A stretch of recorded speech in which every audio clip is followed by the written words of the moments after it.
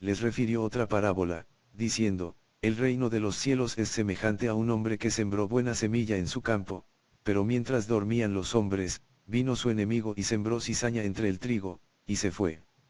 Y cuando salió la hierba y dio fruto, entonces apareció también la cizaña. Vinieron entonces los siervos del padre de familia y le dijeron, Señor, no sembraste buena semilla en tu campo. ¿De dónde, pues, tiene cizaña? Él les dijo, un enemigo ha hecho esto. Y los siervos le dijeron, ¿quieres, pues, que vayamos y la arranquemos? Él les dijo, no, no sea que al arrancar la cizaña, arranquéis también con ella el trigo. Dejad crecer juntamente lo uno y lo otro hasta la siega, y al tiempo de la siega yo diré a los séguedes, recoged primero la cizaña, y atadla en manojos para quemarla, pero recoged el trigo en mi granero. Entonces, despedida la gente, entró Jesús en la casa, y acercándose a él sus discípulos, le dijeron, explícanos la parábola de la cizaña del campo. Respondiendo él, les dijo, el que siembra la buena semilla es el Hijo del Hombre. El campo es el mundo, la buena semilla son los hijos del reino, y la cizaña son los hijos del malo. El enemigo que la sembró es el diablo, la siega es el fin del siglo, y los séguedes son los ángeles. De manera que como se arranca la cizaña, y se quema en el fuego, así será en el fin de este siglo. Enviará el Hijo del Hombre a sus ángeles, y recogerán de su reino a todos los que sirven de tropiezo, y a los que hacen iniquidad, y los echarán en el horno de fuego, allí será el lloro y el crujir de dientes. Entonces los justos resplandecerán como el sol en el reino de su Padre. El que tiene oídos para oír, oiga. También les dijo, ¿acaso se trae la luz para ponerla debajo del olmud, o debajo de la cama? No es para ponerla en el candelero. Porque no hay nada oculto que no haya de ser manifestado, ni escondido, que no haya de salir a luz. Si alguno tiene oídos para oír, oiga. Les dijo también, mirad lo que oís, porque con la medida con que medís, os será medido, y aún se os añadirá a vosotros los que oís. Porque al que tiene, se le dará, y al que no tiene, aún lo que tiene se le quitará. Decía además, así es el reino de Dios, como cuando un hombre echa semilla en la tierra, y duerme y se levanta, de noche y de día, y la semilla brota y crece sin que él sepa cómo. Porque de suyo lleva fruto la tierra, primero hierba, luego espiga, después grano lleno en la espiga, y cuando el fruto está maduro, enseguida se mete la hoz, porque la siega ha llegado. Otra parábola les refirió, diciendo, el reino de los cielos es semejante al grano de mostaza, que un hombre tomó y sembró en su campo, el cual a la verdad es la más pequeña de todas las semillas, pero cuando ha crecido, es la mayor de las hortalizas, y se hace árbol, de tal manera que vienen las aves del cielo y hacen nidos en sus ramas. Otra parábola les dijo, el reino de los cielos es semejante a la levadura que tomó una mujer, y escondió en 3 medidas de harina, hasta que todo fue leudado.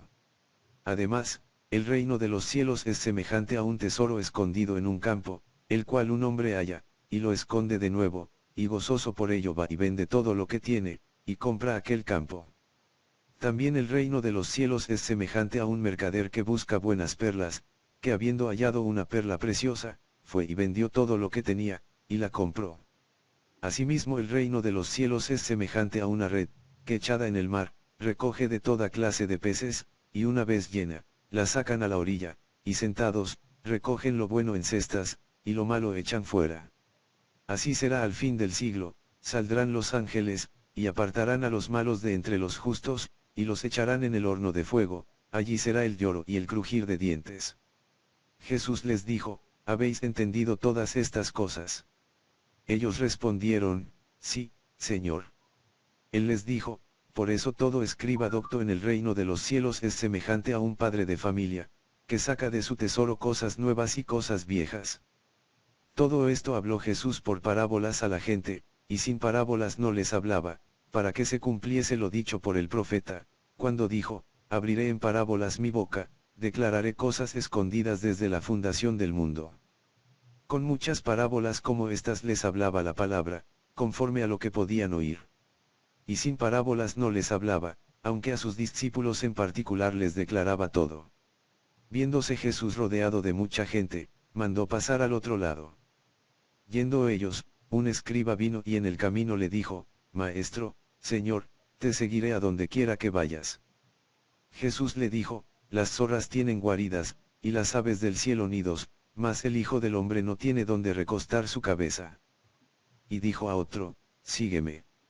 Él le dijo, Señor, déjame que primero vaya y entierre a mi padre. Jesús le dijo, deja que los muertos entierren a sus muertos, y tú ve, y anuncia el reino de Dios. Entonces también dijo otro, te seguiré, Señor, pero déjame que me despida primero de los que están en mi casa.